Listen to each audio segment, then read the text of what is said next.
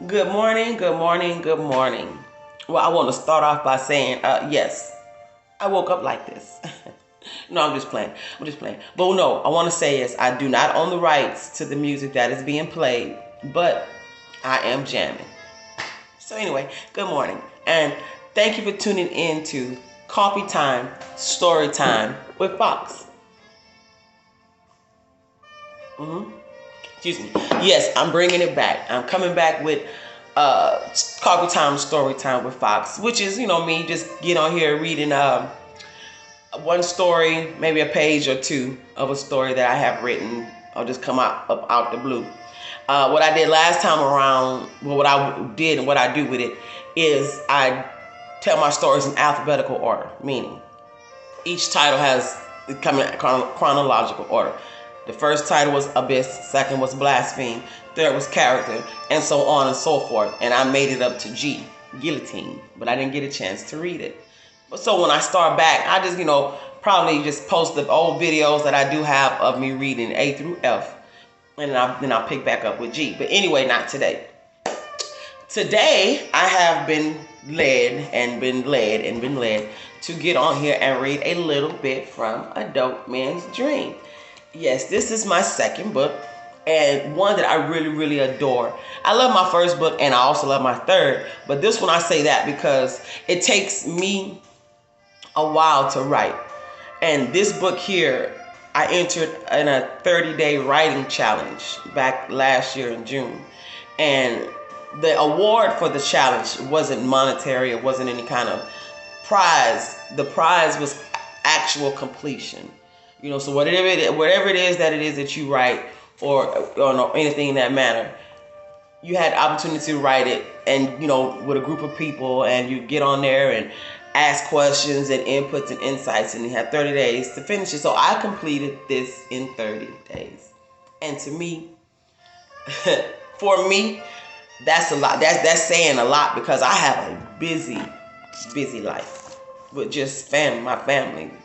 So anyway, I've been led to read a little bit of Dope Man's Dream, which is about a lady named Alicia who, she's an average lady, has her own little business, family, blah, blah, blah. But on the flip side of her life, she runs her husband's dope game. He doesn't know it though. He thinks that he's the kingpin. He thinks that he's the boss. He thinks that he makes all the decisions. But he finds this out once she gets caught up in her own situation, to where she's caught up in her own situation. So without further ado, I am going to read a little bit from A Dope Man's Dream. Hope you enjoy. Roger, I did everything for you. Baby, I shake him. Baby, I say, and I shake him again. He finally pays me attention by roughly turning around, facing me. He props his head on his hand and says, "What else you got, Alicia? What else in my life did you control to teach me a lesson?" He is being so mean to me. I sit there and I look at him and I say, "Roger, do you remember the night the house across the street from you got busted by the police?" And I take a sip of my beer. Roger grabs his beer and he sits up, which time he answers, "Don't be funny. The time y'all stood around the video monitor in your house watching the meth lab directly across the street get busted?" I say, and he nods his head, assuring me that, yeah, he knows what I'm talking about. "Alicia, please tell me you were not responsible for that shit too," Roger exclaims. "Well, it's way more complicated," I start. You see, when I was in college, there was a security guard intern named Rowdy. He was an asshole back then. He used to harass the ladies around campus, and he used to particularly fuck with me. I hated that guy. I remember this one day in the Commons, there was a brawl with about 20 students all going at it. Rowdy's weak ass runs up yelling and talking shit, and they all turn on him and they beat the shit out of him. I say, "Come on, man. What are you talking about?" Roger asks. "Please, Roger. Just listen, I say. That was the last day any one of us at that college had seen asshole Rowdy. Well, that was until the night he trots his rotten ass into Wings and Dreams, talking about he knows, or he talking about he is onto everything that I have going on. Of course, I pretend not to know what he means. He tells me that he saw me making a deposit at the bank a while back on a Friday, and that he made sure to be in that bank and on every Friday after because he knew that I would be there. He also told me that he had been following me ever since then. Roger is sitting down on the floor next to the beanbag chair I'm sitting in, listening, paying attention like a kindergartner at story time. So I continue. This guy was insufferable, an annoying little twit. He would make it his business to come into Wings and Dreams once and sometimes twice a week. During one of his visits to the sports bar, he says, "Boy, you kids were hopped up on that alligator back when you were all in college." That right there gave me pause about him because here he is years later in my establishment wearing a police uniform talking about the name of the weed that I sold while in college. I just knew there was so much more to him. The last time that bastard came into the bar, he handed me a business card to a very luxurious hotel. On the back of the card is a room number. A room number is written. As he walks towards the door, he turns and says to me, "If you don't want to lose your little boyfriend and ruin your entire operation, you will meet me here tonight at 7. And then that son of a bitch grabs a handful of my pre-wrapped toothpicks and walked out of the door. I could not begin to think of what he could be talking about. I didn't want anything to happen to you, but of course, I was curious.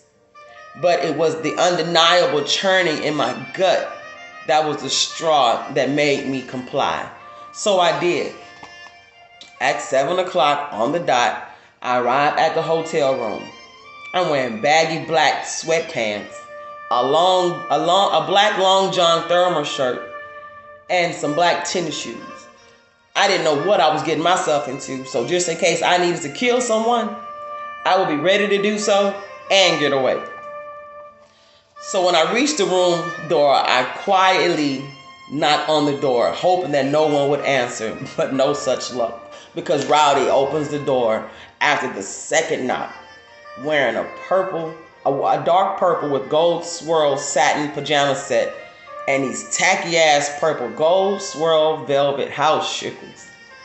This motherfucker swings the door wide open. "Come on in," he says. Oh, he grosses me the fuck out. He grosses me the fuck out. "What the actual fuck?" I say. He steps out of the way. "Entrez-vous," he says. I give him a real fucked up look as I walk in, and I never take my eyes off of him, nor do I change my facial expression while I walk past him going into the hotel room. Once I am completely inside the room and the door shuts, he walks over to the couch and sits down, patting the cushion next to him and says, "Come sit down." Then he sits back, crossing his legs. I cringe and then look around the room as to take in my surroundings. What am I doing here exactly? I ask in disbelief at the sight of this beautiful hotel room. The most beautiful and with the most beautiful and large and heavy golden blackout curtains are drawn back so I can witness one of the most beautiful Houston sunsets that I have ever witnessed. This asshole's cop's intentions are becoming more clear with each step I take, placing me closer and closer to the couch. "Beautiful, isn't it?" he asks. "Why am I here?" I says while walking over to the window. "Come sit," Officer Roddy suggests. I glare at him with fire in my eyes and say, "Man, why the fuck am I here?" He pounds his fist down on the couch and yells, "Well, If you would bring your stubborn ass over here and sit down, you'll see. Oh my God, I pout. And I huff over to the couch. I am being real childish right now. I flop down on the couch, way on the opposite end from him.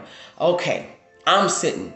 What do you want to talk? What do you want to show me? I really ask. This freaking guy starts going on about making choices and decisions and having to live with consequences. That shit felt like it went on for hours. But actually, it was only 15 minutes. Excuse me. And then he starts talking about his career, and instantly I started wishing for him to go back to talking about choices and consequences and shit. This fella's life is really bogus as hell. I couldn't take anymore, so I interrupt and say, why the fuck am I here? He chuckles, leans down, and slides his laptop from underneath the couch. Rowdy's nasty ass winks his eye at me while opening up the laptop. You see, he says, I'm more of an asset than a liability to quite a few people. After the laptop is powered completely on, he opens up a program and then he continues. And to you as well. I look down on the screen and then over at him. Pardon me. Yes, my darling. What I have here on this laptop is your destiny, he says, and then he slides the laptop over to me. How the fuck you figure? I snap. You see, I have one phone call to make, and it can make or break you. What I have here is your little boyfriend's. What I have here on the screen is your little. What I have here is your little boyfriend's trap house on this here laptop screen, he states. I look down and I focus on the laptop screen and I say, what the actual fuck? You know? No. Shh, quiet now, he eerily says and presses a button on the laptop's keyboard. Up pops another screen with video footage on a different house. This here is the house directly across the street from your little trippity trap house. And what I have here is a fully functioning meth lab. Rowdy continues. I sit there looking at the laptop, confused as ever. I'm confused, I mumble. Let me clear it all up for you. One of these houses are being raided tonight. But the fun thing is, that choice is all yours, he says, and reaches over and grabs my hand and I snatch it away. All I'm asking for is one night. One night of you showing me gratitude for allowing you and your little boy toy and your little operation make it, he continues. Make it, I shout. Oh, hell no, I say, and I rush towards the door. He picks up his now ringing cell phone from off the coffee table, looks at me and says, so what is it going to be? For some strange reason, the ringing on this cell phone has gotten louder and stronger and seems as if it's coming from all around the room. So what should I say when I answer? He asks. What address should I give? What address should I give the waiting task force? Do what the fuck you want to do. You sick fuck, I say as I reach the room door. Your funeral, he says, and finally answers the phone. Yeah, the address is, okay, I sigh and walk back to the couch. What do I gotta do? I shout, and I sit down. I shout. He holds his hand over the cell phone and shushes me. That sorry son of a bitch pats the couch while saying, the address is 129 Boost Duffel Drive. He pauses and then says, 129. He pauses again, and then irritated, he sarcastically says, 1, 2, 9. He pauses, and then he calmly says, yeah. And then he spins the laptop around facing me. As sure as shit stinks, the meth lab house that sat directly across from the house I rented for you to push your weed was getting raided on that video screen. I have finished telling Roger. I have now finished telling Roger this story. Roger is now sitting with me on the extra large beanbag chair and says, I remember that night. I damn near lost my cool that night. He laughs a little. He laughs a little bit and then he says, P-Rock had a panic attack and had to breathe in a paper bag that had a hole in it that night. We watched the whole entire thing play out that night. He sits up and looks at me and solemnly asks, you avoided me going through all that night? Shamefully, I answered, yes. I had to endure the most horrific and humiliating nights of my entire adulthood life. Roger jumps up from the beanbag chair and starts angrily fighting the air. I'm going to kill that sorry motherfucker. Wait till I get my hands on him, he shouts. Calm yourself down, Roger, I say. He has already met his fate. All of his shit caught up with him, and he got locked up for life. He put his nose in the right people's business, and they sat his ass down. I finish.